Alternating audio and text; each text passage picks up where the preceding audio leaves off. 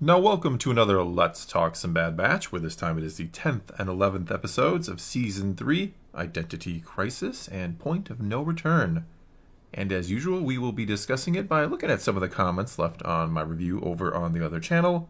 But first, we have to begin with your ever so brief review of this episode.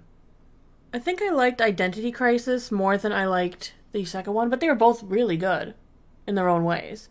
Yeah, they were very different episodes. I was very pleasantly surprised that Crosshair missed the shot, honestly. Oh, that was the best part of the episode. I said I was pleasantly surprised. Yeah. I thought for sure, because I was calling it out play by play, that whole episode, you heard me calling it, like, so this is what's going to happen next. And you're, like, making faces at me. Well, I already had seen it. Yeah, so you knew that I was right.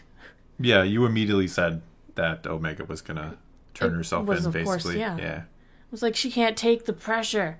She doesn't understand. Yeah. Well, no, she made a sacrifice. She made a solid point, too, about but she relied on Crosshair, who's been shown to be unreliable at this point. Well, see, that's what I thought was going to happen. I thought Crosshair's hand would shake. He would then do his yoga meditation Nah, he just failed. And then he missed. Well, he didn't really fail. It just didn't have enough oomph. And I think Hunter's going to be mad that he failed. I'm hoping we don't avoid that conversation between... We will. Yeah, I kind of feel like when the first thing you see is created by Dave Filoni, you know that the big hard-hitting conversations just aren't happening. Fair enough. All right, so you liked both episodes?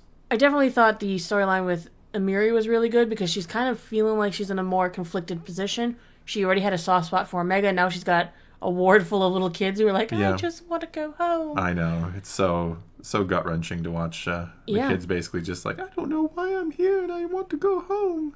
It's sad, and they don't even, they're not even using the Force. They don't really know they can do it. They have no idea why. Could you imagine that? Just being locked in basically a chamber with a bunch of other kids and having no idea why you're there, and every now and then someone comes and takes your blood? That kind of reminds me of daycare, but... And it was so creepy music, too. Like, it was... The music in these two episodes was... Yeah, exactly that. I think that's what obviously it's supposed to be. But no, again, Kevin Kiner gets the right emotions out of you with his score. All right, let's move on to some comments. All right, top comment is from Shadow Sentry. I audibly gasped when Crosshair missed his shot the one time he needed to nail it. Yeah, we were just talking about that. We were. I can only imagine the guilt that Crosshair feels.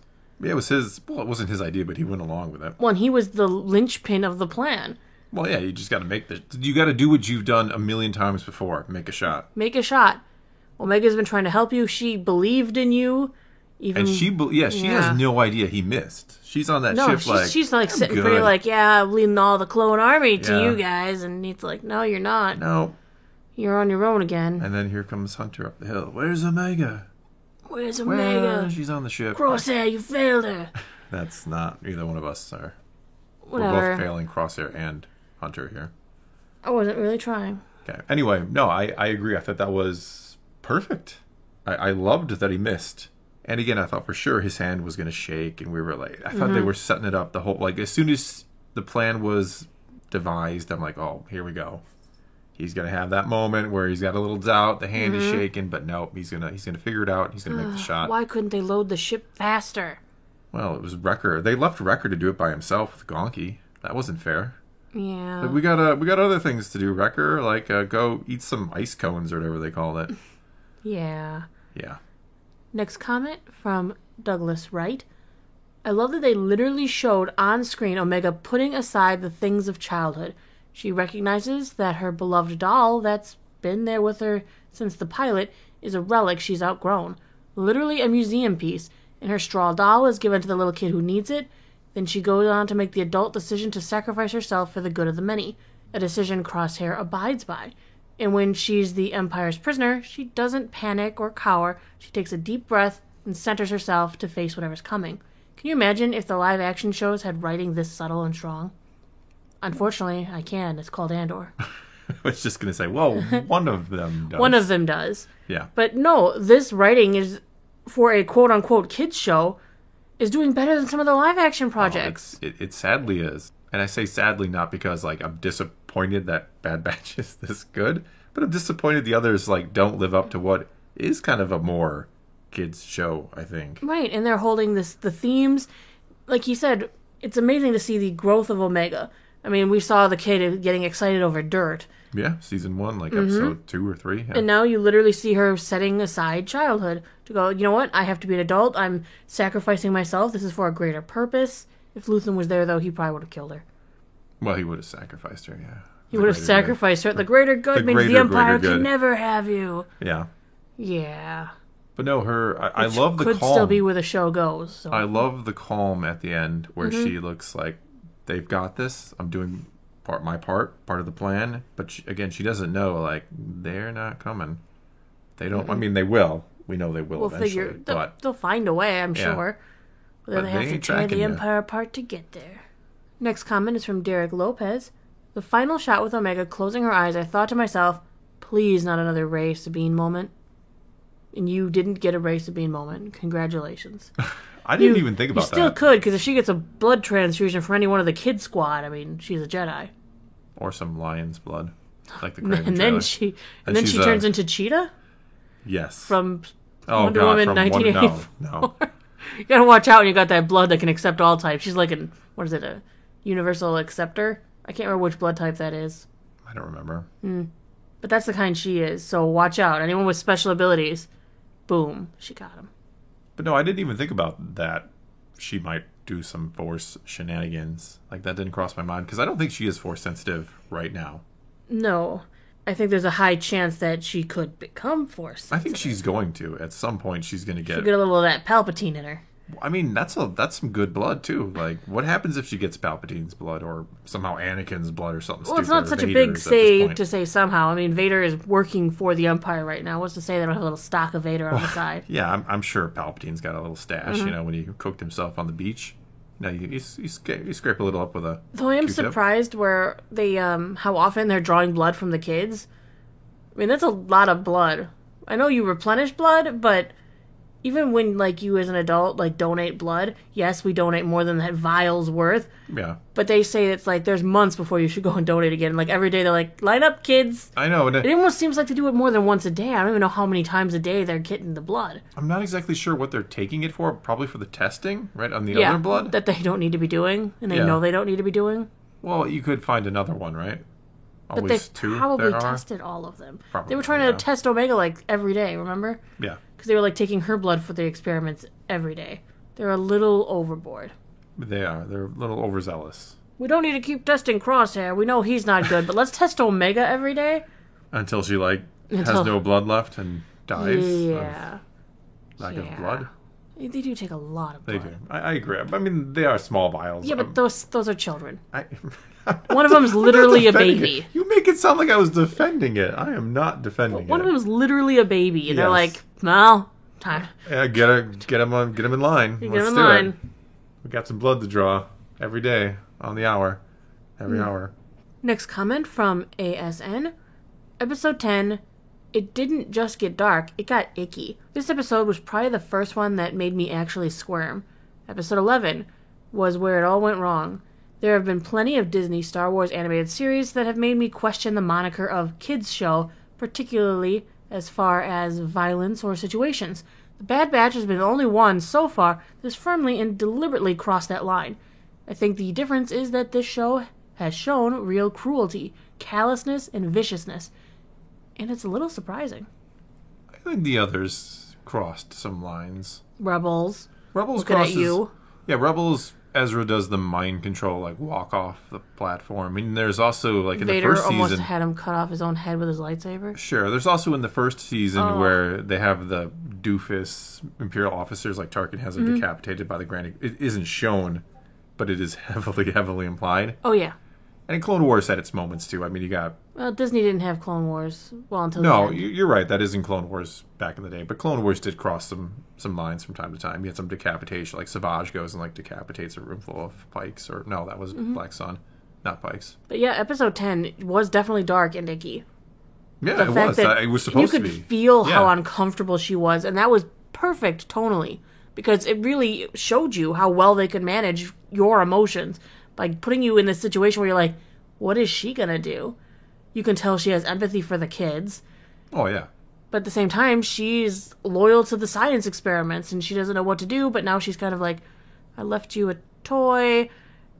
But we still know that she was good to Omega, and she gave Omega back the toy. Yeah. And she still was like, Omega, you can't leave. She still was going to push the alarm button. She still didn't it's escape hard because with them. you know once there's a line that you cross and soon you're the one locked in a room, like Nala Se, for example. Mm-hmm.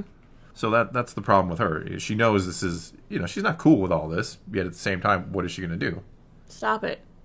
Tip the clones off. Send out a signal. she there are probably things is. she could do, and maybe she will do. But, we haven't seen where she's going to end up yet.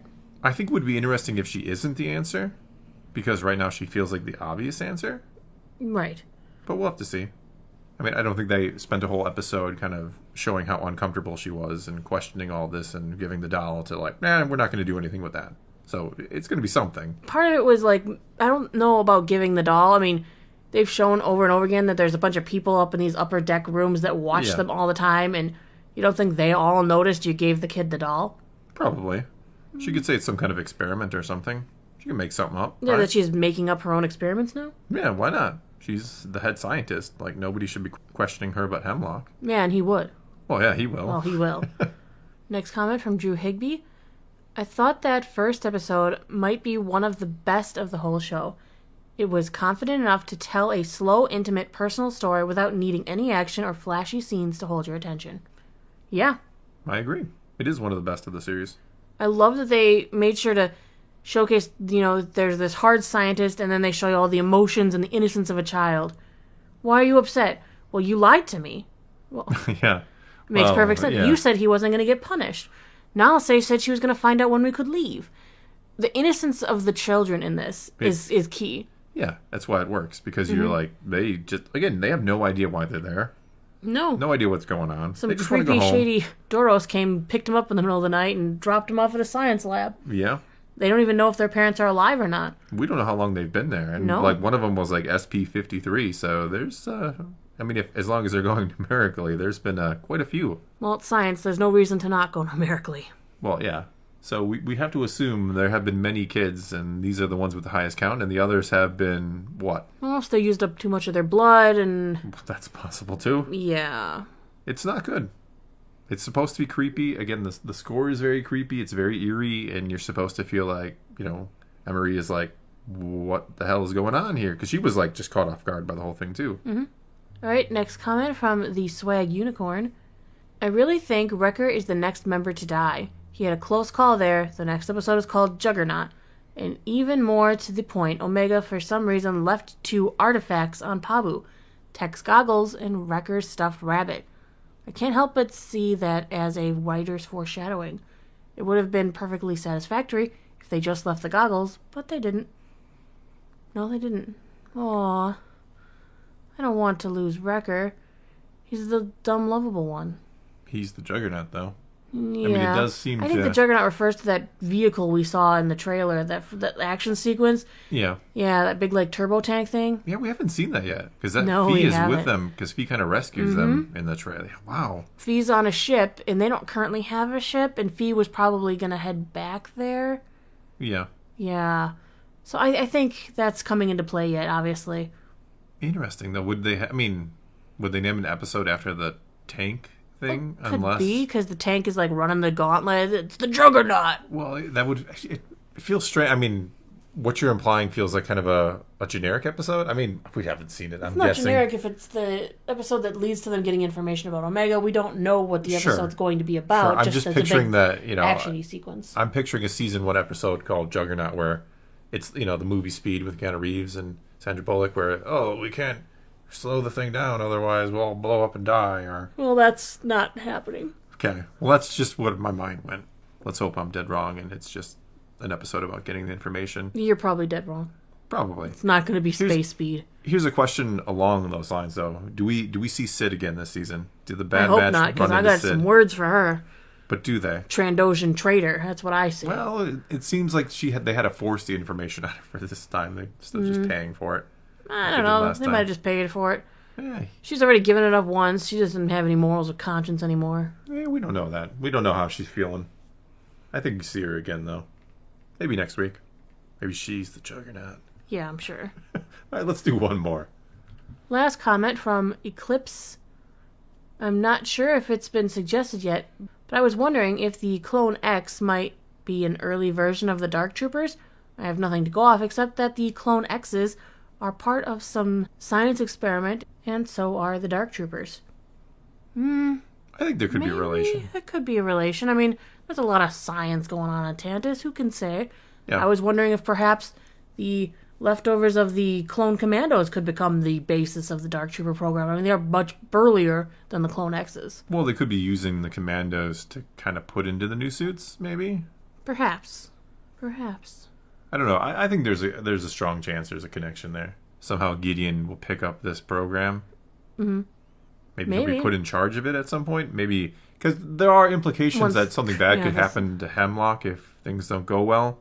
Yeah. Or maybe he gets killed in the attack, and then Gideon kind of steps in, and maybe we'll even see Gideon at some point. That'd be really cool. Taking over the project. Or at least, being down on the base, maybe touring and learning all about what the project is. Yeah. So he can carry on the research maybe elsewhere if the base is compromised. Yeah. But no, I think there's probably a connection. Wouldn't surprise me at all. And then they wheel in Grogu. Oh, boy. What? We know that they were experimenting on Grogu at one time. What if they do bring in Grogu here? I almost think it would be very plausible. And then the Bad Batch are the ones that kind of hide him away for a while? Could be. Or maybe Omega learns the ways of the Force from Omega. She steals his I blood. mean, he was a high M count test subject. So, I mean, how else did they have his chain code? Yeah, and how do they figure out about him later on? That's one of the big questions. Because they already have data on him because he was already part of the project. I don't know how people would feel about Grogu being brought in, but who knows? Well, they already brought another baby in, why not? Well, yeah, but that kind of a generic baby. This one they'll steal from Naboo right under Jar Jar's nose. Maybe. I hope not. All right, well, that is going to be all we got for this time. Now it is your turn to take to the comments below and tell us what you thought of these 2 episodes of The Bad Batch, and let's talk some Star Wars. And until next time, thanks for watching.